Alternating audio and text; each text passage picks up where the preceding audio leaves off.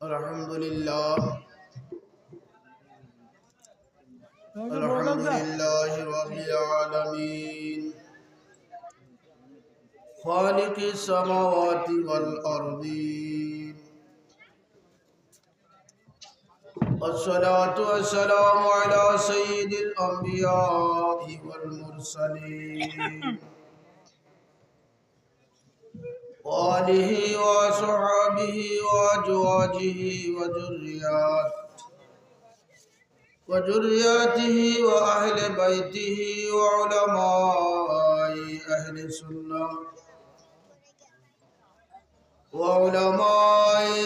سنته أجمعين. أما بعد،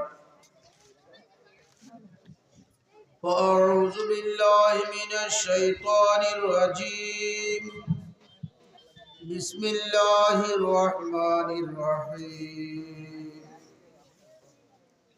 واذكروا نعمة الله عليكم. الآية الآخرة. صدق الله المولانا العظيم وصدق رسوله النبي الحبيب الكريم الأمين. সকলে মিলে প্রাণ ভরে প্রাঞ্জল ভাষায় নূরে খোদা, নূরে মুজাসসাম, যাকে আল্লাহর নিজ নূর দ্বারা সৃষ্টি করা হইয়াছে, যিনির দেহের শরীর মোবারকে কোনো ছায়া ছিল না, যিনির দেহ মোবারক নূর, প্রস্রাব পায়খানা মোবারক নূর, যিনি হাজির ও নাজির, গায়েবের খবর দাতা, বেনজির বেমিসাল, সেই নূরুন আলা নূর নবী নবীউল আম্বিয়া আহমদ মুজতবা মুহাম্মদ মুস্তাফা সাল্লাল্লাহু আলাইহি ওয়াসাল্লামের উপরে মহব্বতে কয়েকবার দরুদ শরীফ পাঠ করুন। সালাতুন ইয়া রাসূলুল্লাহ আলাইকুম সালামুন ইয়া হাবিবাল্লাহ আলাইকুম সালাতুন ইয়া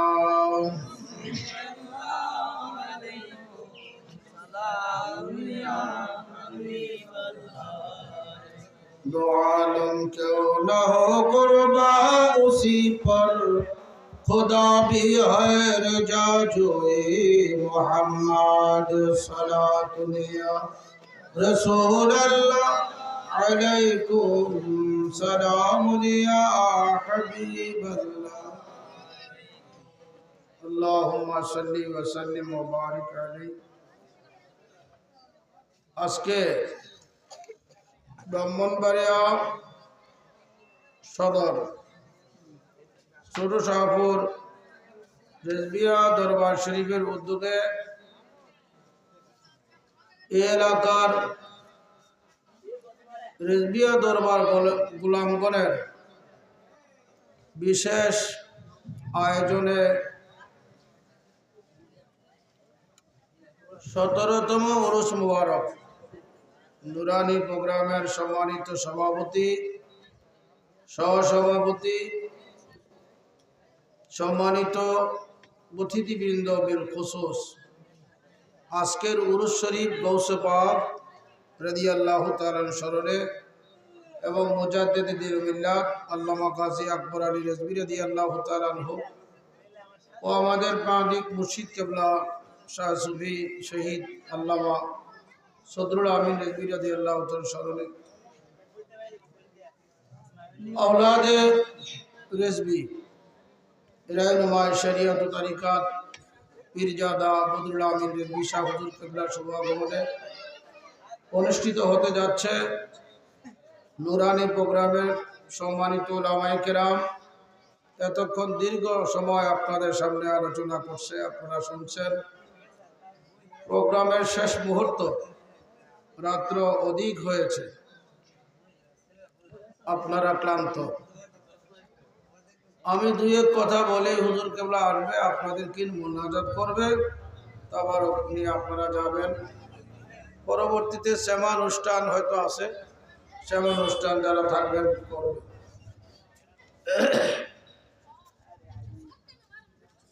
ওয়াজ নসিহতের উদ্দেশ্য রিদা আল্লাহ ওয়া রিদা রাসূল, আল্লাহ এবং আল্লাহর রাসূলের সন্তুষ্টি। ওয়াজ নসিহতের উদ্দেশ্য কি? আল্লাহ ও আল্লাহর রাসূলের সন্তুষ্টি। আমি অনুরোধ করব, যারা মা বোন পর্দার আড়ালে আছেন, আপনারা কথাবার্তা বন্ধ রাখবেন এবং বাহিরে যারা আছেন আমি অনুরোধ করব আপনারা কথাবার্তা বন্ধ করুন।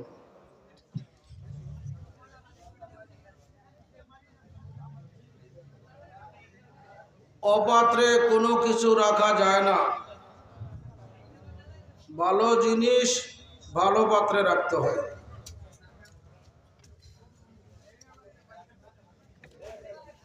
আল্লাহ পাক বলেন, যাকির ফাইন্না যিকরা তানফাউল মুমিন।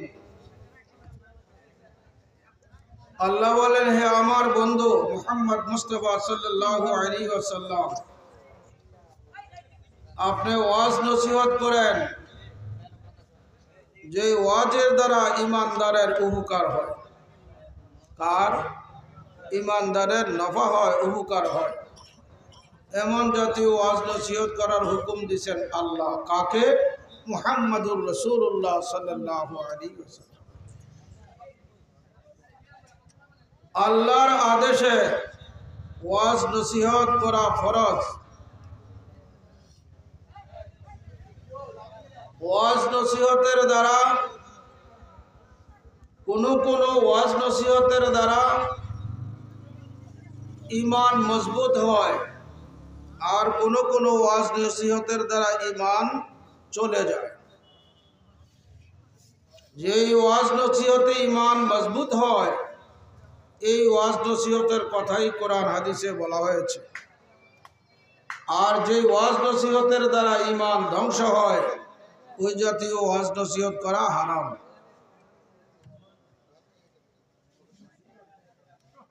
ভাইরা আমার, আল্লাহ প্রদত্ত যত ক্ষমতা আল্লাহ নবীজিকে দিয়েছে, তত ক্ষমতায় তত গুণে নবীজিকে মানার নাম ঈমান। তত গুণে মানার নাম কি? ঈমান। মনোযোগ, গভীর খেয়াল। ঈমানের সংজ্ঞা দিতে গিয়ে আকায়েদের কিতাব সমূহ লেখছেন, আল ঈমানু হুয়া তাসদীকুন নবী সাল্লাল্লাহু আলাইহি ওয়াসাল্লাম বিমা জাআ মিন ইনদিল্লাহি তাআলা। ঈমান হচ্ছে হুজুর সাল্লাল্লাহু আলাইহি ওয়াসাল্লাম আল্লাহর পক্ষ থেকে যা নিয়ে দুনিয়াতে শুভ আগমন করেছেন, সকল বিষয়কে তাসদীক করা, সকল বিষয়গুলোকে সত্যায়ন কালবের দ্বারা করার নাম হচ্ছে ঈমান।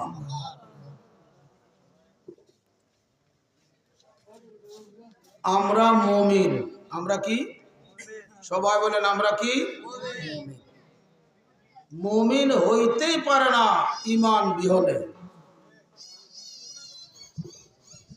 মুমিন হইতেই পারে না ঈমান বিহনে। আগে মুমিন না আগে ঈমান? সবাই বলেন, আগে ঈমান। ঈমান গ্রহণ করার পরে হয় মুমিন। যে ব্যক্তি মুমিন হয়, আল্লাহ তার বিষয়ে বলছেন, নবীজির একটা নাম মুমিন। মনোযোগ, আল্লাহর একটি নাম মুমিন, আমাদেরও একটি গুণ মুমিন। এখন তিনজন এর খেতাব হচ্ছে মুমিন। জানতে হবে আল্লাহ মুমিন কোন অর্থে, নবীজি মুমিন কোন অর্থে, আমরা মুমিন কোন অর্থে।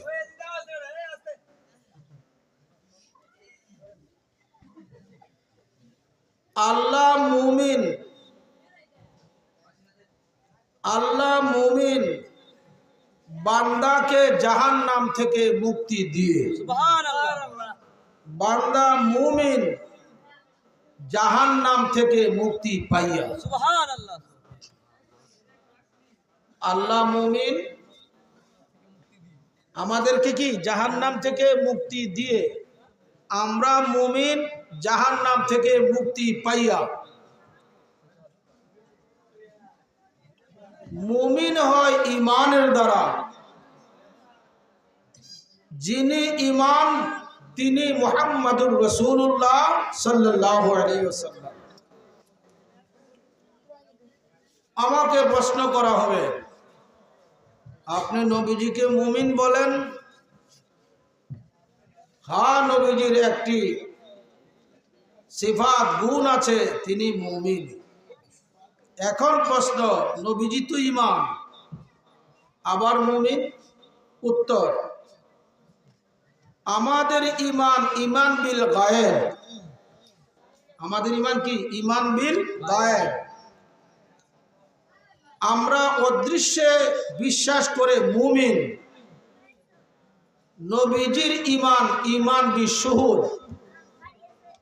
খুব মনোযোগ। আল্লাহ যখন নবীজিকে আল্লাহর নূর দিয়ে বানাইলেন,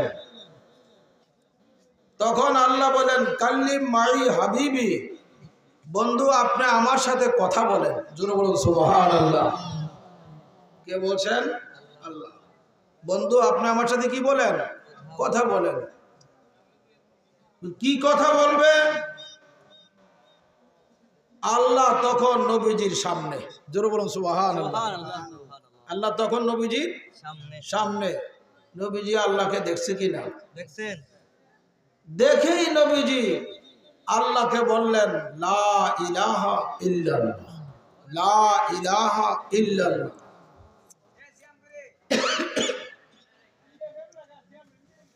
আল্লাহ এক ওয়াহিদ, আল্লাহর সাথে কোনো শরীক নাই। এই সাক্ষী কে দিছে? নবীজি। আপনারা বলেন না কেন? দীক্ষা দিছে না দীক্ষা দিছে? নবীজি যদি বলতেন আল্লাহ দুই, বান্দা মানতে বাধ্য, যেহেতু তিনি ঈমান, যেহেতু তিনি মুখবির।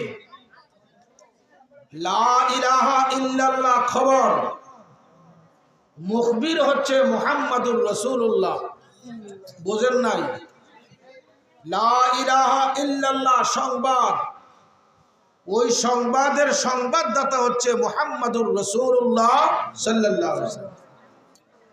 কিছু সংবাদ দেখে, কিছু সংবাদ না দেখে লা ইলাহা ইল্লাল্লাহ আল্লাহর ওয়াহদানিয়তের সংবাদ নবীজি দিয়েছেন। দেখা দিয়েছেন না দেখা? উত্তর দেন না কেন? আল্লাহকে নবীজি দেখেছেন। তাই হুজুরের ঈমান হচ্ছে ঈমান বিশুহুদ। সৃষ্টির কোন ঈমানের মতো নয়, সৃষ্টির কোন ঈমানের মতো নয়। আর আমাদের ঈমান হচ্ছে ঈমান বিল গায়েব। ঈমান বিল গায়েব হচ্ছে আল্লাহর ওয়াহদানিয়তের স্বীকৃতি। কার মাধ্যমে? যিনি ঈমান তিনি নবী মুহাম্মদ মুস্তাফা সাল্লাল্লাহু আলাইহি ওয়াসাল্লাম, তিনির মাধ্যমে। জোরে বলুন সুবহানাল্লাহ। খুব গভীর খেয়াল। আমরা একবার পাঠ করি সকলে উচ্চ স্বরে, লা ইলাহা ইল্লাল্লাহ। পড়েন, লা ইলাহা ইল্লাল্লাহ। অর্থ কি? আল্লাহ ভিন্ন কোন মাবুদ। আল্লাহ যদি লা ইলাহা ইল্লাল্লাহ পাঠ করে, আল্লাহ যদি লা ইলাহা ইল্লাল্লাহ বলে, তখন আর আল্লাহ আল্লাহ থাকে না, বান্দা হয়।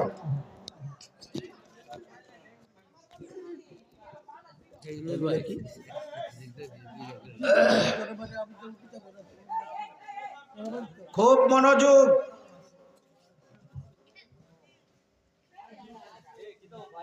আল্লাহ লা ইলাহা ইল্লাল্লাহ বললে আরেক আল্লাহ প্রমাণ হয়, আল্লাহ তখন বান্দা হয়। নাউজুবিল্লাহ বলেন। তাই আল্লাহর নিজ নূর দিয়া নবীজিকে বানাইয়া আল্লাহকে, দোস্ত তুমি আমাকে স্বীকার করো লা ইলাহা ইল্লাল্লাহ বলে, আর আমি তোমাকে স্বীকার করলাম মুহাম্মাদুর রাসূলুল্লাহ সাল্লাল্লাহু আলাইহি ওয়াসাল্লাম বলে। জোরে বলুন সুবহানাল্লাহ। ভাইয়েরা আমার, বিশুদ্ধ অন্তরে যদি কেউ নবীজিকে সর্বগুণে মানিয়া একবার পাঠ করে লা ইলাহা ইল্লাল্লাহ, কতবার পড়ছেন? হুজুর সাল্লাল্লাহু আলাইহি ওয়াসাল্লাম বলেন, যে ব্যক্তি ঈমান আকীদা বিশুদ্ধ রেখে একবার পড়বে লা ইলাহা ইল্লাল্লাহ, তার 4000 গুনাহ মাফ হয়ে গেছে। কত হাজার? যদি পাঠকারী ব্যক্তির 4000 গুনাহ না থাকবে তো আবিহি ওয়া উম্মিহি, তার মা অথবা তার বাবার 4000 গুনাহ মাফ হয়ে যাবে। যদি তার মা বাবারও না থাকে, ওয়া আসদিকাইহি, তার যারা হিতাকাঙ্ক্ষী বন্ধু, ওই ইমানদার ব্যক্তির লা ইলাহা ইল্লাল্লাহ একবার বলার উসিলায় তার বন্ধু বান্ধব, স্ত্রী পুত্র যদি থাকে, সন্তানাদি থাকে, তার উসিলায় তাদের 4000 গুনাহ মাফ।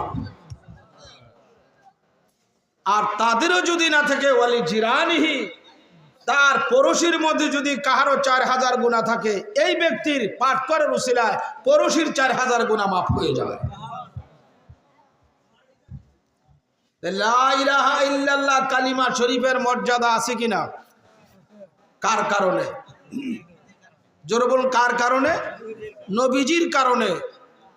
যেহেতু প্রিয় নবী মুহাম্মদ মুস্তাফা সাল্লাল্লাহু আলাইহি ওয়াসাল্লামের জবান মুবারকে বলছে লা ইলাহা ইল্লাল্লাহ, এই জন্য এই কালিমা শরীফের এত মর্যাদা।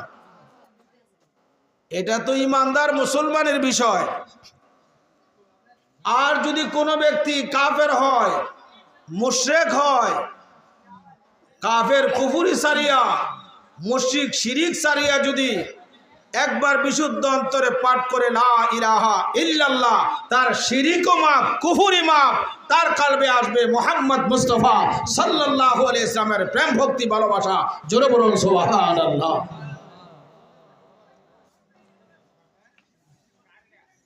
হে শাহপুরের ভাই বাবারা এবং মা বোনেরা, আপনারা তরিকতপন্থী, আপনারা অনেকে আমাদের দরবার শরীফের ভক্ত মুরিদান আছেন। আমার দাদা হুজুর কেবলা আমাদেরকে মুরিদ করে বলছে, বাবা শ্বাসে প্রশ্বাসে লা ইলাহা ইল্লাল্লাহ, লা ইলাহা ইল্লাল্লাহ, লা ইলাহা ইল্লাল্লাহ, লা ইলাহা ইল্লাল্লাহ, এই জিকির করার কথা বলছে। বলেন, বলছে কিনা বলেন? তাই আজকে আমি এই মাহফিলে জামানার মুজাদ্দিদের এই বাণীটা স্মরণ করে দিলাম, বৃথা যাবে না, বৃথা যাবে না।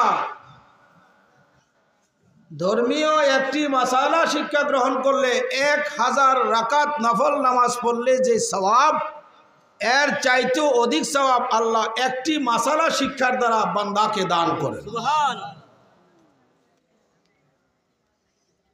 ভাইরা আমার, কেন এই কালিমা শরীফের এত গুরুত্ব? আল্লাহ কোরআনে বলছেন, ওয়াজকুরু নি'মাতাল্লাহি আলাইকুম, হে আমার বান্দাগণ, ওয়াজকুরু, তোমরা সবাই স্মরণ করো, সকলেই তোমরা আলোচনা করো, স্মরণ করো, নি'মাতাল্লাহ, কার নিয়ামত? আল্লাহর। যেমন কার নিয়ামত? আলাইকুম, আল্লাহ যে নিয়ামত তোমাদেরকে দান করছেন সেই নিয়ামতের চর্চা করো, সেই নিয়ামতের তাজকিরা করো, সেই নিয়ামতের জিকির করো। জোরে বলুন সুবহানাল্লাহ। নিয়ামত দুই প্রকার, একটা নিয়ামতে সগরা আর একটা নিয়ামতে কুবরা। একটি নিয়ামত হচ্ছে ছোট, আর একটি নিয়ামত হচ্ছে বড়। দ্বিতীয় কথা বলছি, আবার নিয়ামত দুই প্রকার, একটা নিয়ামতে উজমা, নিয়ামতে উজমা, আরেকটা নিয়ামতে সগরা। আবারও বলছি, নিয়ামত দুই প্রকার, একটা নিয়ামতে আসলি, আরেকটা নিয়ামতে ফরঈ। বোঝেন, নিয়ামতে আসলি হচ্ছে মূল, নিয়ামতে ফরঈ হচ্ছে শাখা প্রশাখা। সন্তানাদি মাতা পিতার জন্য নিয়ামত, মা বাবা সন্তানের জন্য নিয়ামত, আগুন পানি মাটি বাতাস সৃষ্টির জন্য নিয়ামত। নিয়ামত কিনা বলেন? অক্সিজেন নাই মানুষ বাঁচতে পারে না, পানি শূন্যতা মানুষ বাঁচতে পারে না, তাপ নাই মানুষ বাঁচতে পারে না, মাটির নির্যাস নাই মানুষ বাঁচতে পারে না। এই যা নিয়ামত দেখছেন এইগুলা হলো নিয়ামতে সগরা, ছোট নিয়ামত। নিয়ামতে ফরঈ জুজি নিয়ামত, শাখাগত নিয়ামত, প্রশাখাগত নিয়ামত। চন্দ্রে আলো দেয় নিয়ামতে সগরা, সূর্যে আলো দেয় নিয়ামতে সগরা, খানা খাদ্য খান নিয়ামতে সগরা, জান্নাতে যাবেন নিয়ামতে সগরা, জাহান্নাম থেকে বাঁচবেন নিয়ামতে সগরা, বিপদ থেকে বাঁচবেন নিয়ামতে সগরা, কঠিন বিমার থেকে বাঁচবেন নিয়ামতে সগরা। আর এই নিয়ামতের সগরা, এই নিয়ামতে ফরঈর অস্তিত্ব যে নিয়ামতের দ্বারা, ওই নিয়ামতের নাম হচ্ছে নিয়ামতে আসলি, নিয়ামতে কুবরা, নিয়ামতে উজমা। ওই নিয়ামত হচ্ছে একমাত্র মুহাম্মদুর রাসূলুল্লাহ সাল্লাল্লাহু আলাইহি ওয়াসাল্লাম। জোরে বলুন সুবহানাল্লাহ।